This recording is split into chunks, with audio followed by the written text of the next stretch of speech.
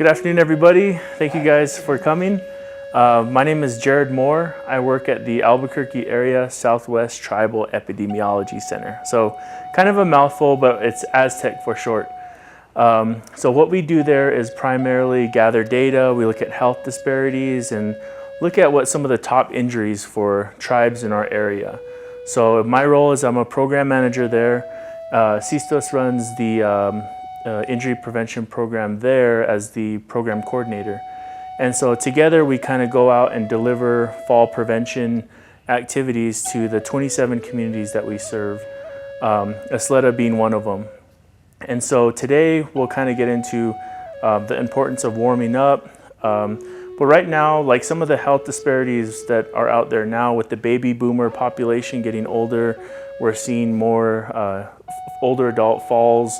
And so to try to invest in our communities and try to prevent and try to keep everyone as healthy and as independent as possible, we're teaching some of these courses that focus on strength and balance to try to keep our elders as healthy and as independent as possible, for as long as possible. So, Sistos, I'll turn it over to you. Thank you, Jared. Thank you for having us here at the Pueblo of Isleta Elder Center, Hawa. We want to go over why it's important to stretch. We're going to do a little warm-up exercises. There's 5 points. There's more, but there's 5 points that I'm going to talk about why it's important to stay active. So we want to increase strength. We also want to increase flexibility. We all need that. We want to have endurance so we can keep going for a long time. And we also want to increase our balance and become aware of that. And so these exercises will help that along. Staying active can also improve your strength so that you can be independent longer. So if you're independent longer, you need strength to do that. These will allow you to do that. It'll also give you more energy to do the things that you want to do to participate as a tribal member and improve your balance. Prevention is important. These kinds of activities can also delay some diseases like heart disease that we're seeing, diabetes, and also osteoporosis.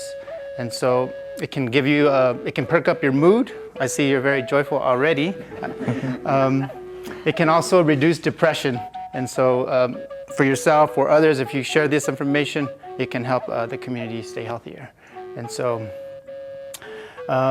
how do we do that? Well, you should always warm up before you exercise, especially if you're going to do strength-based exercises. So we want to demonstrate a few simple exercises from a program called Matter of Balance and also from the National Institutes of Health.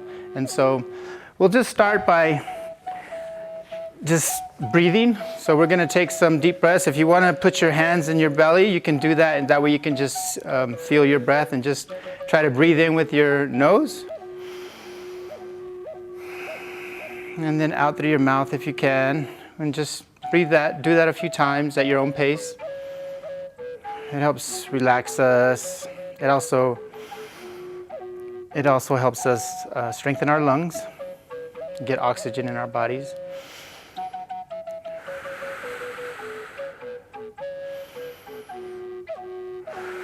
Do it at your own pace, maybe just 2 more.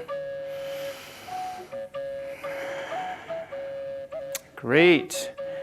The next one that I want to share with you today is just called the good morning stretch. You're greeting the day. Sometimes when you go to the edge of your bed, you sit up in the morning, you take a minute, and then you just kind of stretch like you're about to yawn, so you can just get your arms and just breathe in and just stretch. Have that feel good feeling. And then if you want to do the other side, just do the other arm and just turn a little bit. Oh, it feels good. Great. We'll do one more while we're sitting. And this one will hopefully create maybe it'll give you a tingle in your spine, or just help you relax. And that one's gonna be our shoulders. So just start with your shoulders up and go back and roll them gently. Nice and slow, breathing in if you can with your nose and out through your mouth. Sometimes that gives us a nice tingling sensation, helps us relax. And then go the other direction at your own pace. And you can do these at home every day, or at least 3 times a week. And you can increase the amounts that you do those once you get used to them. Fantastic. So, how do y'all feel? Great. Feel good? All right. So how many of you have either fallen or know somebody who has fallen before? You? Pretty much. So that's important knowledge that we need to try to alleviate that. So that's one of the reasons that we're here. We're trying to prevent injuries, and especially through falls. And so I want everyone to stand up. We're going to do just a couple more warm-up exercises. And let's just walk in place. So just kind of walk gently in place at your own pace. I'm already feeling a little warm. So let's do a few more. 4, 3, 2, 1. All right, great. Now let's go ahead and sit down again. Watch where you're sitting. Make sure you have your hands there. The next one we're going to do is just kind of put our feet to the front of us, and you can either rest your heels, or if you'd like, you can actually lift your feet. And then we're going to actually turn our ankles one direction and rotate them a few times. Nice and slow. Still breathing. Do it at your own pace, maybe a couple more. And then we'll go the other direction. Great. Perfect. Okay, feet down. And then the next, how are y'all feeling? Good. The next one is going to be kind of like a modified squat. So we're going to be in our chairs, and then we're going to put our hands out straight. And this one, you should always think about it when you're standing up from a chair position or you're at your bedside. If you stand up and you feel dizzy, go ahead and sit back down and take a moment. So anytime you feel that, if you ever feel dizzy, just take a minute and take a deep breath and just stop what you're doing. So we'll put our hands out, and then we're going to just stand up. Perfect. And then just gently sit down. Just do a couple of these. You can always increase these later once you get stronger, or if you've been exercising, then you can just go to 10 and try to do these every day regularly, or at least 3 times a week. Fantastic. Wonderful. So how do y'all feel? Good? All right. Do you want to tell us a little bit about the program a little more, Jared? Yeah, so again, we're based out of Albuquerque, but we serve 27 tribes, and it kind of mimics the IHS service area. So if you ever need resources, I know we do media development. We take, forms from the CDC that aren't necessarily geared towards tribes, and we kind of throw a Southwest flair on it, and we pass it out to hospitals, senior centers.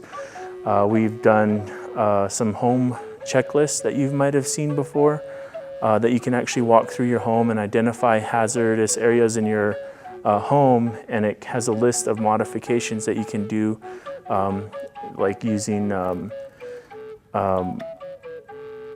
rugs that have a sticky back to it. So if you have tile in your home, you're not slipping on that. If you have cords laying in and around your bed area, or maybe have a night light in certain areas of the home. So it kind of takes you through some of these recommendations.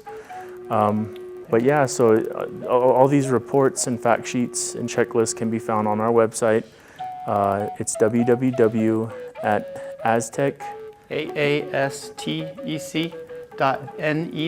So .net, yeah. you can find those, and we can also mail them out to you if you need some for your community or your tribe. And so we just want to end with maybe 5 more things to remember when you think about preventing injury.